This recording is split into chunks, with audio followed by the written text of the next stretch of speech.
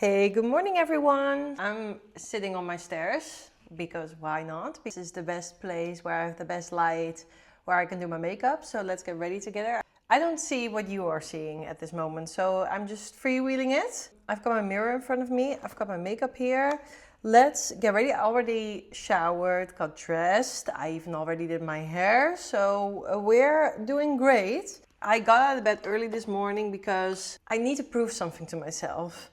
I need to prove to myself that I'm able to get out of bed before a certain time. Why? Because if I'm able to do that, then I'm able to prove to myself that I've got some sort of discipline in my body, that I can force myself to do things that I need to do, even though no one is telling me to do it. There is no job depending on it, or there's no one that can get upset if I don't do it. You know, there's just something that I need to prove to myself. Also for the long term, because if I cannot even prove to myself that I can get out of bed early, then how am I supposed to prove to myself that I'm capable of running my life and to actually make my life successful, if you know what I mean? I need to prove to myself that I'm capable of discipline. This is not easy. I am not a morning person. I just have a really hard time to relax and then to fall asleep. It always just takes some time for me to really fall asleep. And that's really fine because I'm used to it. But that also means that in the morning I just really struggle to get out of bed. Cortisol levels, very high. Dopamine levels, very low. It really is a struggle. I'm really fighting. When you have something to live for, no. That is not what I wanted to say. You need to go to a job or whatever. It is a little bit easier to just set your alarm and go out of bed.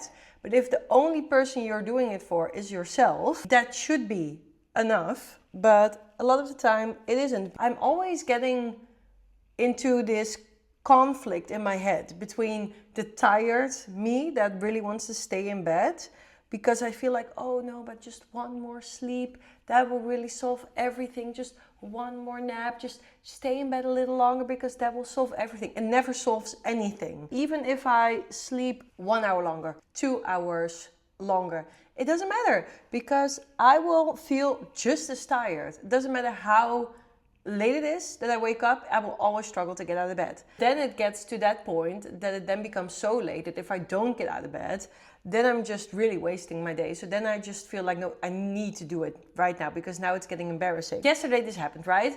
I got out of bed around 10. To be fair, in all honesty, when like back in the days when I was younger and I would sleep in, 10 o'clock would be nothing.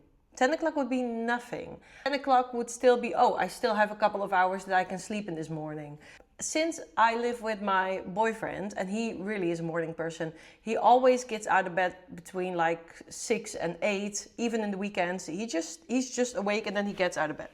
Since I live with him, it really feels like whenever I sleep so much longer than him, it really feels like I'm disappointing everyone. You know, not only me. I also want to enjoy the day. And the thing is, in the evening, so this is going to take a long time because I'm just going to keep yapping. In the evening, I also don't really enjoy laying... Am I even recording? I don't even enjoy like staying up late or whatever. So if my boyfriend goes to bed, I go to bed with him. So then we are in bed around 9:30. I continue to sleep until 9 or 10 or whatever. That's so ridiculous. No one needs that amount of sleep. The thing is, it's just a mental conflict that I then have with myself in the morning because I am so tired in the morning when I'm in bed. So when I have the possibility to lay in bed longer, it's like this continuous battle between I want to go out of bed, but I can't, but I should. And I know this is really, I know this sounds like, shut the fuck up. Just don't be a princess like that. I understand. I understand the way it sounds when I talk about this. But honestly, it's just the willpower to do that. It needs to come from very, very deep inside of me. But circling back to yesterday, I got out of bed at 10. What happens then? I feel guilty about staying in bed so long the entire day. Because at some point I was going into town and I thought, okay, I almost already need to go back home because I need to get ready for tonight. So if I would have just got out of bed a couple of hours earlier, then I would be in town a couple of hours earlier. And I would, like in total, I would have so much more time to do the things that I need to do. But instead, I just decided to lay in bed. So this morning, or well, actually yesterday evening when I laid in bed, I said to my boyfriend, when your alarm goes 6:30, I'm going to try to stay awake. And he was like, that's impossible. You're never going to be able to do that, because why would you? And I'm really going to do it.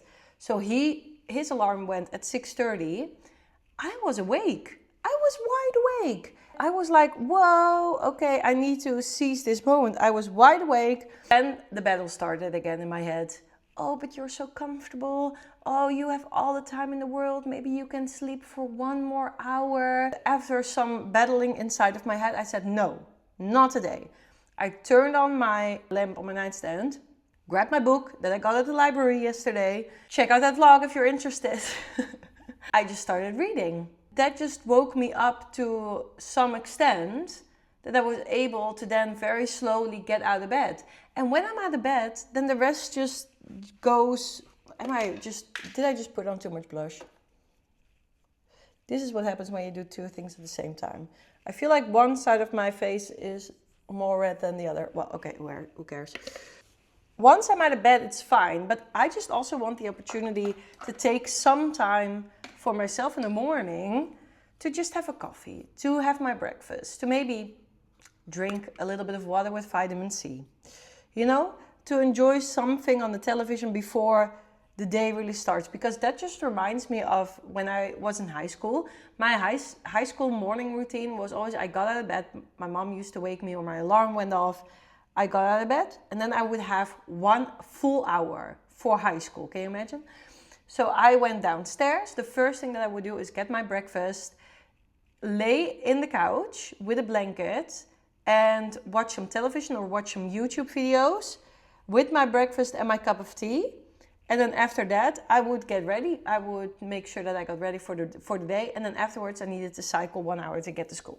That would be 2 hours of some entertainment for myself, having a good breakfast, making sure I have all the time that I got ready. And I also got my exercise in. It was actually perfect. But then free will popped in, and then all of a sudden I had a choice in life of how I would spend my time, and all of a sudden I'm not doing that anymore. And years and years and years later, we now find ourselves in a situation where I am capable of deciding how my day is looking from start to finish. And now I'm finding myself rotating back to that routine that I had in high school. Isn't that funny? Isn't that funny? I'm really starting to start to be on the age where I'm thinking, oh, all the things that I learned when I was younger maybe aren't that crazy.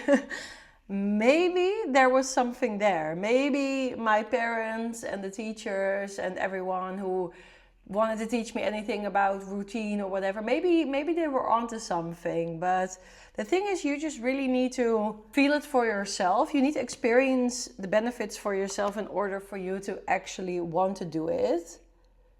I think that really truly is the meaning of growing up, isn't it?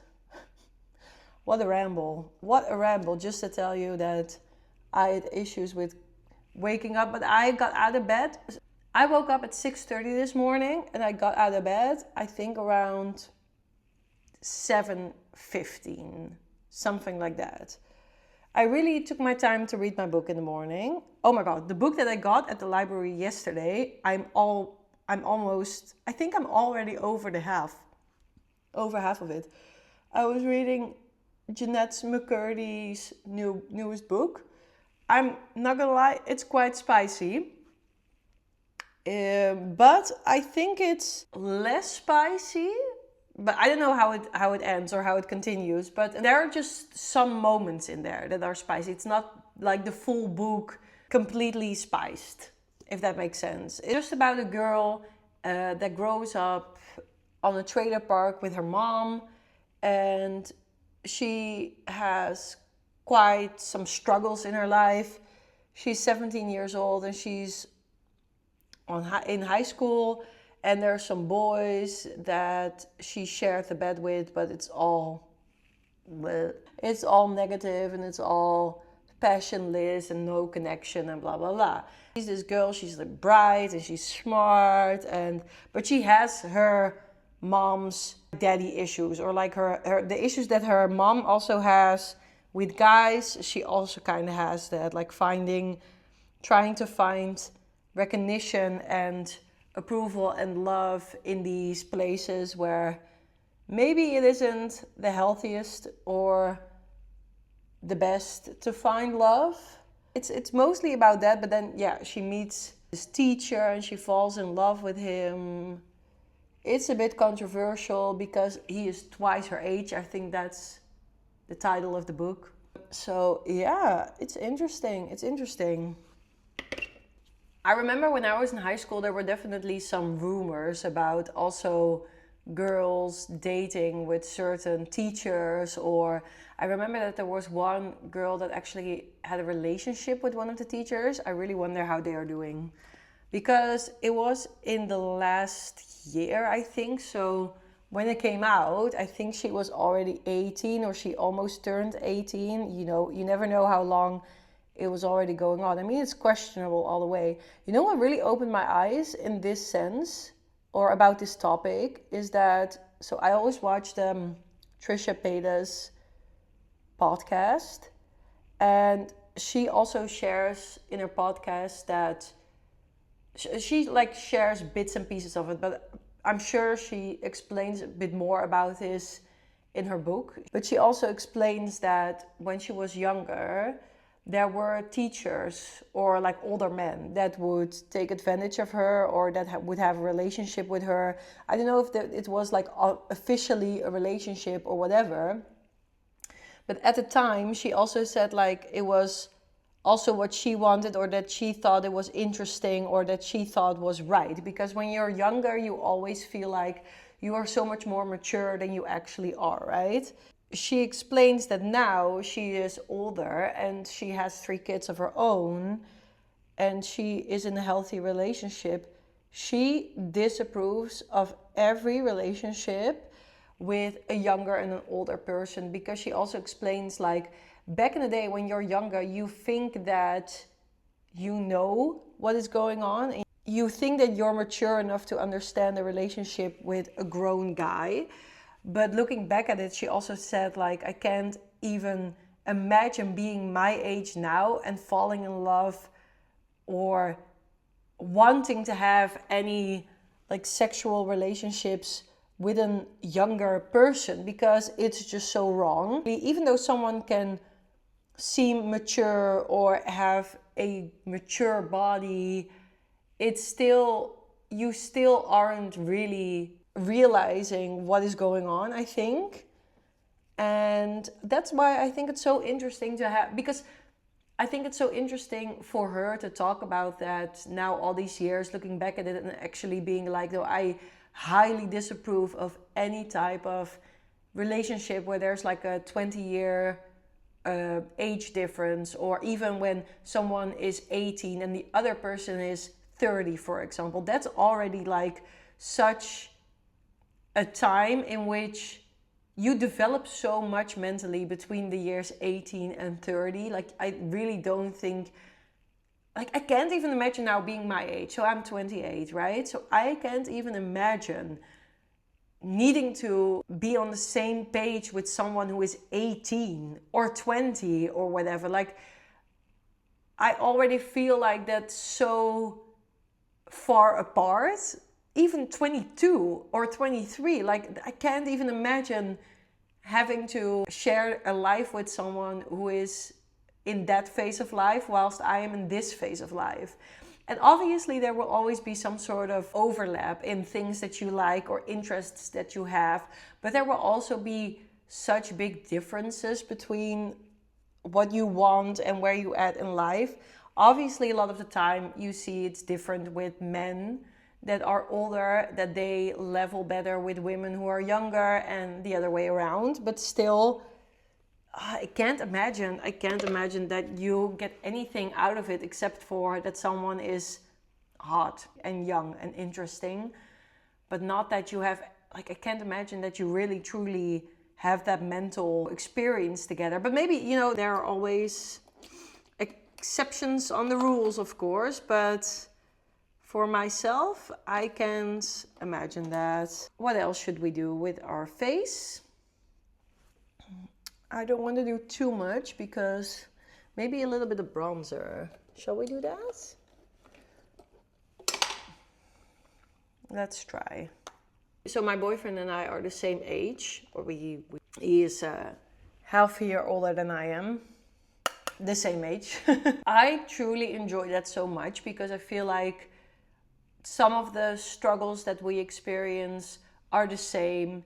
We have the same view on life. I really truly feel like we are in the same phase of life. Things that I went through 2 years ago with work, for example, are also things that he can experience at work, or that he experienced a year ago at work. I think I would find it a little bit scary if I would be with someone who is already also 5 years ahead of me, or like 10 years ahead of me in the game of life, because then I would also feel like all the mistakes that I am now making and that I'm now figuring everything out just as much as my boyfriend is figuring everything out.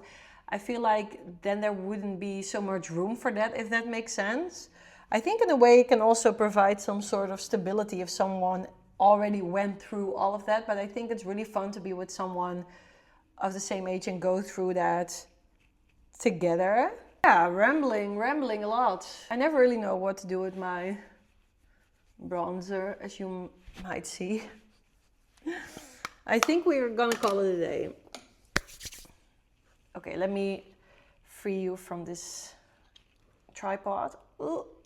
I do realize that from this angle my hair looks a little bit better than what you just saw the entire time. Kind of looked like I had some sort of bird's nest on my head. Okay. I think we got it. Maybe some jewelry. Oh, that works actually. I got these knobs on the back of my iPhone, like the octopus thingies. How do you call that? A sticky thing. So I can just pop you on every like smooth surface. It really works. I'm happy with it. I've already used it a lot. What was I doing? Oh yeah, jewelry. I'm not gonna lie, I wear the same jewelry almost every day, but do I care? No.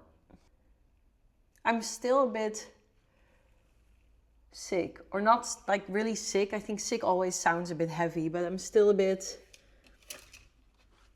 like my nose is still full of slime. Exactly what you wanted to hear. I know. Ooh. I will tell you the plan of today, because you might think, why are you getting dressed? Well, this is just also for you. I do this for you as well, and for myself, because when I edit my video and I need to look at myself and I look like a rat the entire day, then you know this is a little easier for me.